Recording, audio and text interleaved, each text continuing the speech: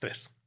Многу искрено сакам да го кажам тоа, бидејќи не почитувам онага река стартапски знајаке, на плажа седиме, кодираме, све Хаваи супер. Мислам дај Боже да некој успее да направи таков успех да го прави тоа, но секогаш има огромна доза на стрес. Бидејќи нема кој да те фати за рака да те носи сега. Now you're on your own. Нема. Сите патешествија сега што ги креираме за прв пат сами. И учиме низ нив.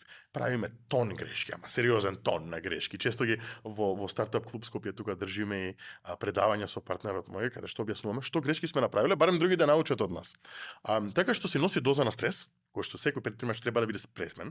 Она што велам, не ќе да работам од 9 до 5, ги завркнав сите, сега работам 24/7. Супер.